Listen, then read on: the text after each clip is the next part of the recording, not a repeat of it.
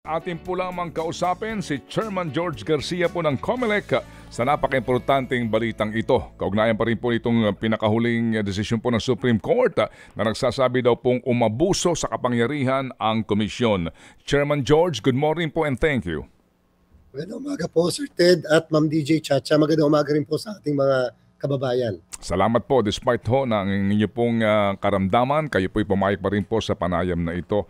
Chairman, ano ho ba ang dahilan kung bakit po ninyo diniskwalipika ang Smartmatic dito po sa bidding para po sa ating automation sa 2025 election?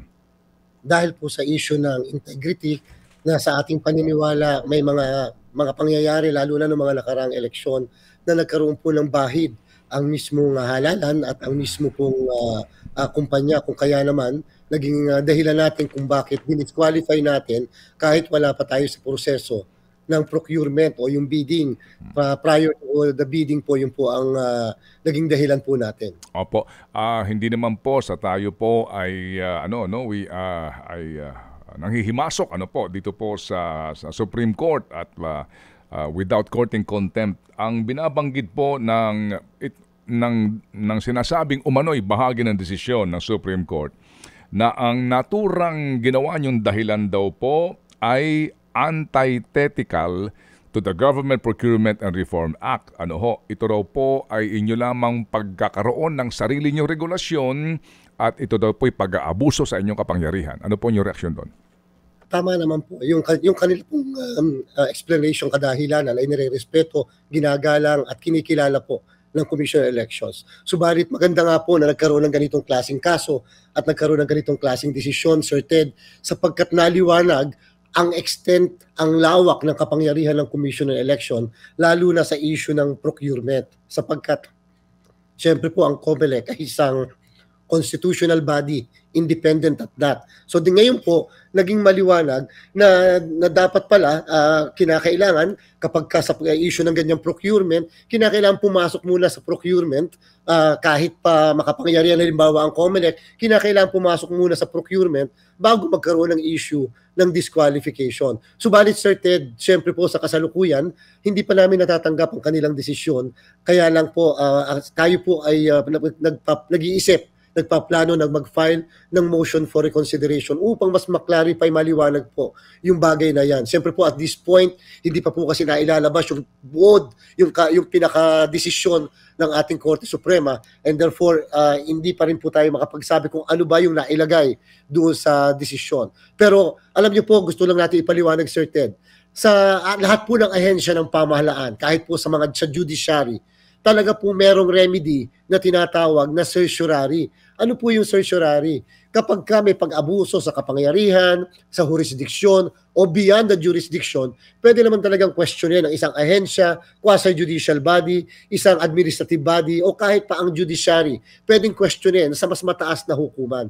Yan po yung nangyari sa amin. Ang sinasabi po sa amin, lumalabas, parang ito ay beyond our jurisdiction. Sobra sa kapangyarihan na meron kami sa ating saligang batas. Oo nga po, pero nga ito ho ang mahirap din yung magkomento nang hindi mo pa hawak talaga yung full decision at tayo lamang bumabase sa official po na press release ng kataas-taasang hukuman. Ano ho ba ang ibig sabihin po, Chairman, dito po sa pahayag ng kanilang PIO na dahil po naman po daw sa practicality and doctrine of operative fact na hindi na po naman po pinipigilan ngayon ng COMELEC sa inyo pong ginagawa na ngayong automation, katulong po itong winning bidder na Miro. Opo, parang lumalabas po Sir Ted. Siyempre at the time na tinaas sa Korte Suprema yung issue ay wala naman pong maliwanag pa tungkol sa interpretasyon ng kapangyarihan ng COMELEC patungkol dito po sa ating procurement process na tinatawag. So at that time, hindi naman po naging maliwanag pa kung kaya ang presumption, may presumption na ang COMELEC ay gumagawa ng mga hakbang in the performance of our function, regularity po, Sir Ted, in the performance of our official function. Kaya lang, kung magkakaroon po ng desisyon ng Korte Suprema at sasabihin na, ay teka muna, ang inyong ginagawang kapangyarihan, ang inyong exercise na kapangyarihan ay lampas sa pinaprovide ng ating saligang batas and therefore abuse of discretion yan, O sige, kaya lang from here on, hindi ito pwedeng bumalik doon sa panahon na wala pang desisyon. Ang desisyon ng Korte Suprema ay prospective, papunta sa kinabukasan. So ibig sabihin po, kung ano yung ginawa na po namin sa procurement, nangyaring procurement, ay hindi na po babalikan. Kung hindi, sa mga susunod na procurement, kinakailangan isama na namin at payagang makapag-participate yung didisqualify po natin. So, kung iintindihin po ng pangkaraniwan po lamang ng mga mamamayan ang binabanggit po ninyo, no, na ibig sabihin nga po ng doctrine of operative fact na iyan, disqualified pa rin ang Smartmatic ngayon. Yun po ang implikasyon sa kasalukuyan na lumalabas po valid ang lahat ng ginawa namin matapos namin ilabas yung disqualification, valid yung nangyari po namin procurement, subalit sa mga susunod na procurement, pagkatapos po nito o pagkatapos itong 2025, kinakailangang maisama na yung pong Smartmatic sa mga procurement po namin. Maliban po na lamang kung mayroong magpipetisyon para ho naman questionin ang inyo pong iginawad na kontrata sa Miro System particularly. Tama po, ngayon pong araw na ito na tayo po nabigyan ng impormasyon na may magpa-file na po ng petisyon to question yung pong pagkakabigay namin ng award sa Miro System. At yan naman po, Sir Ted, ay isang welcome development. Tinatanggap po natin yan. Sabi nga po natin, kami naman po, sinunod lang namin yung timeline ng COMELEC. Eksakto ngayong araw na ito, imamanufacture ang initial na batch ng mga makina at nagpadala po ang COMELEC kasama po ang ating mga citizens arm ng observers para po doon sa pag-initial manufacturing ng mga makina. Opo, para lang ho naman sa kaalaman po ng lahat, ano ang magiging epekto kung sakasakali na merong nga maghahain ng petisyon sa Supreme Court para questionin po ang kontratang inyong iginawad sa Miro Systems, so usapin po ng temporary restraining order o ipahinto ito at hindi na kayo magtuloy sa inyo pong napagkontatahan? Sapagkat Sir Ted, wala pa namang kaso na ipapail sa kasalukuyan, so wala pang sub judice na prinsipyo na masasabi sa atin, pwede pa tayo mag-discuss ng bagay na yan. Kung sakali pong kami pahihintuin, ibig sabihin hinto ang pagmamanufacture ng makina hanggat walang desisyon, halimbawa po ang kataas-taasang hukuman, tayo po ay unfortunately madidelay sa lahat ng ating mga ginagawa at yung nga po, ang pinaka-pulot dulo nito ay yung hindi tayo makapag-automate ng ating halalan. Ngayon po, kung sakasakali naman po, hindi tayo pahintuin at pagkatapos dire-diretso, pero later on sabihin na baliwala yung ating pong nabigay na award, baliwala ang naging proseso, null and void ang proseso, mangyayari din po, ganun din po ang end result. Hindi rin tayo makapag-automate ng ating halalan. Pag hindi nakapag-automate ng ating halalan, ang ating pong batas, automated election system, ano hong komplikasyon nun, Chairman? Alam niyo po, ang komplikasyon po nun, magbabiolate po kami ng batas o magkakaroon ng violation ng ating batas, number one. Number two, Sir Ted, baka po magresulta tayo sa manu-manong halalan. So 12 senador, governor, congressman, governor, vice governor, sangguniang palalawigan, mayor, vice mayor, sangguniang bayan. Tapos sa Bangsamoro, meron pa pong 2 balota na gagamitin dahil sa first Bangsamoro election. So manu-mano po ang kalalabasan po ng Commission on Elections. Lalabag kayo sa batas para maging legal ang manual election, kinakailangan ng panibagong batas specifically for this election? Ang ating pong analysis, pwede naman pong hindi kasi ang COMELEC naman ay otorisado na mag-venture sa iba pang mode ng pagboto. Kaya lang po, siyempre simula po 2010, base po sa Republic Act 9369, yan yung automation law natin na dapat ang halalan ng national and local ay lagi na automated. So kung sakali, ito po yung kauna-unahang pagkakataon lang simula noong 2010 na hindi tayo makakapag-automate ng ating halalan. At napakahirap po noon, Sir Ted. Yung barangay election nga po na chairman lang at saka mga kagawad at saka siyempre kasama ang SK, inabot po tayo na hanggang madaling araw sa pagbibilang ng boto. Paano na po kapag ang ating naging botohan ay mano-mano sa isang national and local election?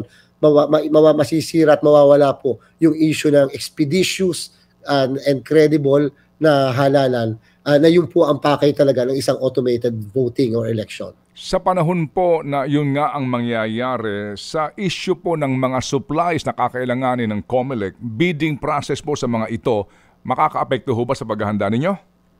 Ay, opo, Sir Ted, sapagkat iba po ang bidding kapag ka-automated. Remember po, Sir Ted, nung mabigay po natin ang award sa Miru system, yung po'y minarapat natin na nakabundle ang ilang peripherals, katulad po ng balota, katulad po ng printing, although isusupervise under the supervision ng Commission on Election, katulad po ng mga pens, etc. Sasa kanila po lahat.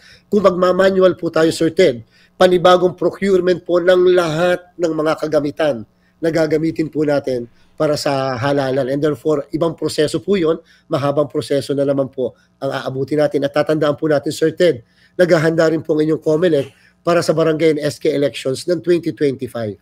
Opo. Sir, sabi nga po ninyo, ito po'y academic discussion po lang naman.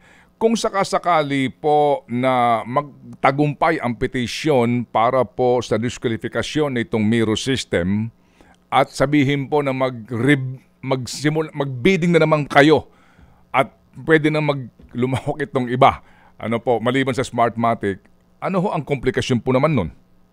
Sir Ted, doon po sa statement nyo na maliban yung company na nabanggit nyo, baka po hindi po yun ang makakatotohanan. Makakapag-participate na po ang lahat pag po nagkataon. Base po sa desisyon ng Korte Suprema na operative fact.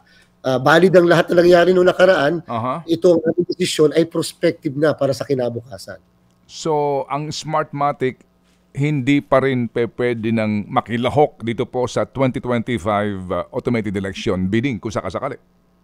Kung sakali po mababaliwala ang aming pong desisyon o ang ating pong kontrata sa Miru, ang kanila pong at mag-o-order po alimbawa ng panibagong procurement, lahat po makakasama kahit po sila ay makakasama sa procurement. Opo, kung sakasakali nga po na ang magiging desisyon, opo, ito po lamang po theoretical na pag-uusap, may maghahain ng petition to question the contract awarded sa Miru Systems, yan po'y inalify at sabihin na magpabidding kayo ulit, pwede na pong sumali ang Smartmatic. Tama po kayo, Sir Ted. Tama po kayo. Opo. Pero pag ho nangyari yun, sa panahon po ng oras na naman, sa paghahanda po, kasi sa October na ho, di ba ang filing? October 1 to 8 po ang plano natin na filing ng certificates of candidacy, Sir Ted. Opo. Paano po yun? Natutulang, Sir Ted, dahil nga sa kahapon lumabas yung desisyon, hindi pa po natin napaprocess na hanggang doon sa level na yon. Okay. Ganda po na yan upang mapag-aralan namin paano kung pulo dumating tayo sa puntong ganon. Kakayanin pa ba? May oras pa ba? And therefore, paano, hindi ba mauunsyabi? Napakahirap po kasi ng half-baked na luto ng preparation dahil sa bandang uli, kami rin po ang masisisi ng taong bayan. Opo, pero kahapon po, di ba nag-unbank kayo? Napag-usapan na ba yung pong filing ninyo ng motion for reconsideration o anuman po sa Supreme Court concerning this ruling? Opo, definitely po na napag-usapan namin na kung sakali magpapile kami ng motion for reconsideration kasi part naman po yon ng proseso at hindi naman kami pwedeng i-deprive nung karapatan na yun na mag-file ng motion for reconsideration. In the meantime, sabi nga ng rules of court, kapag may motion for reconsideration, the decision is not yet executory or cannot be implemented yet because of the filing of a motion for reconsideration. And that will be another delay. Ang sa amin naman po, at least hindi naman po pinahinto ng Korte Suprema ang ating prosesong bidding and therefore hindi rin napahinto yung pagmamanufacture ng ating mga makina and later on hopefully pati yung testing at pagsusubok nito sa iba't ibang parte ng ating bansa. Kung kayo po'y abalang-abalang ngayon para nga sa 2025 midterm elections, paano pa kung magkaroon ng charter change plebiscite? Katulad, ako po personally, sinabi ko na po yun, Sir Ted, kasi ang sinasabi di ba, nagpi-flip-flop po ako. Ako po personally, ang sabi ko, hanggat maaari, hindi, legally, from the legal point of view, my opinion is, hindi talaga dapat isinasama ang charter change, ang plebisito sa national and local election sapagkat kinakailangan mabigyan ang sambayanan, ang mga mamamayan ng pagkakataon na mapagmuni-muni ano ba talaga ang implikasyon nitong pagbabago. Subalit, siyempre po, kung sabihin na sa amin ng Kongreso na dapat ay magkasabayan sa isang national and local election, kami po naman po ay tatalima. Siyempre, wala naman po kami magagawa.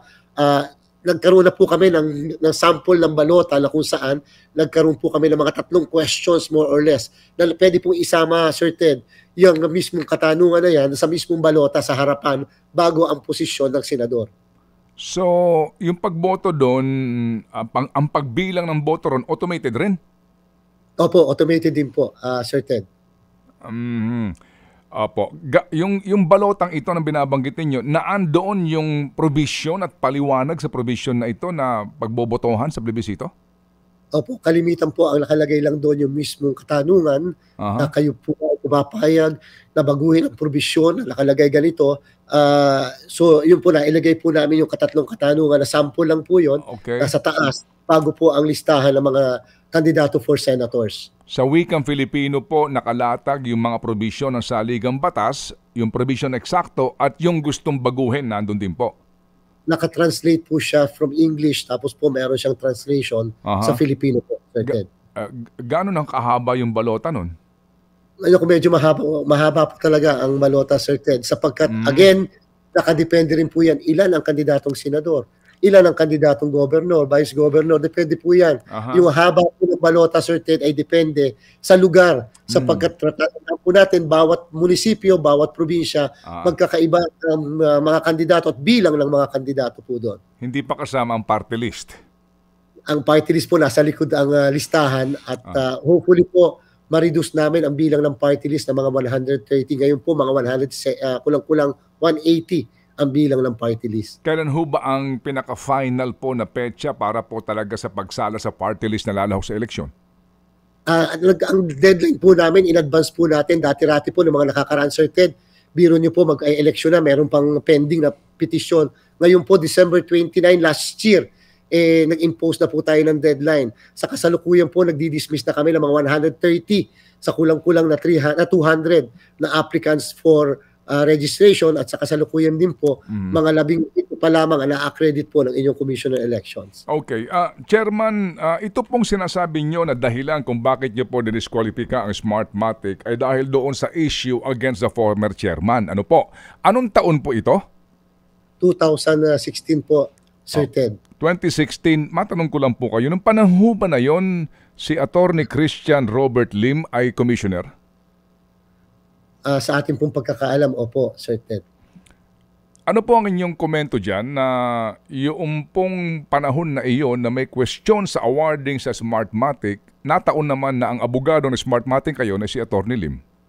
Nung amin pong pagdinig, yan po yung naitanong ng isang commissioner sa kanya po mismo at sinabi hindi ba conflict of interest yun sapagkat lumalabas noong 2016 ikaw din ay head or CIC nung tinatawag na steering committee na in charge sa pag-automate ng halalan.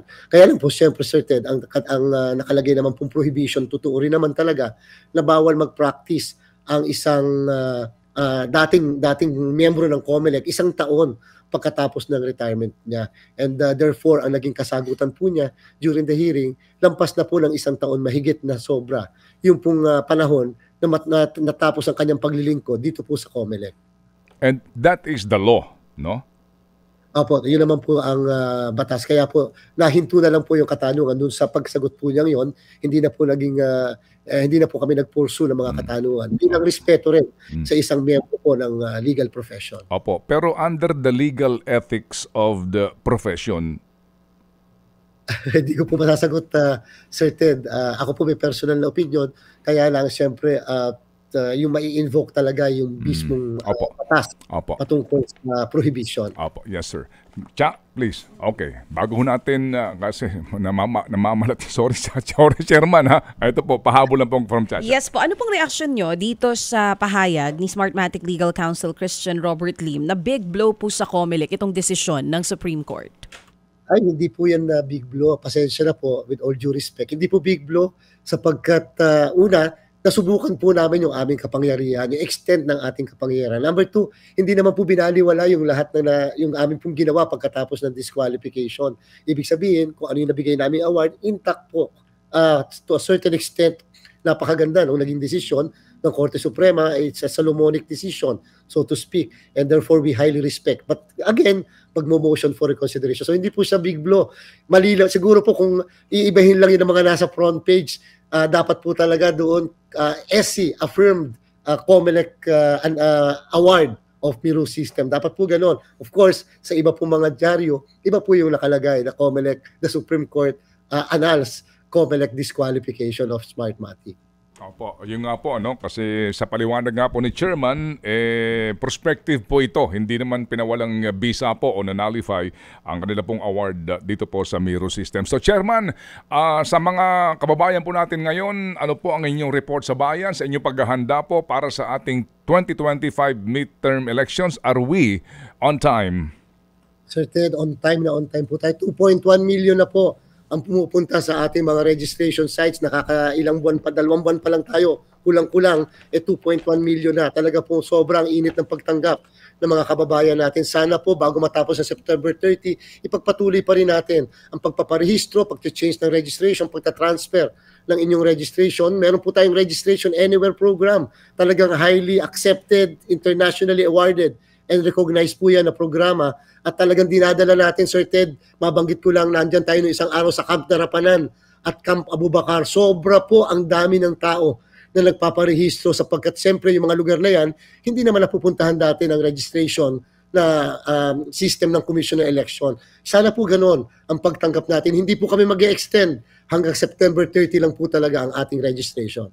Okay, so Chairman, salamat po muli ng marami. Pagaling po kayo and we sincerely appreciate you finding time as always sa aming pong programa. Salamat, sir. Maraming salamat po, Sir Ted, Ma'am DJ Chacha. Mabuhay po. Thank you very much. Yan ang Chairman. Ted Filon at DJ Chacha. Ngayon, nasa Radyo 5, 92.3 News FM. Monday to Friday, 6 to 10 a.m.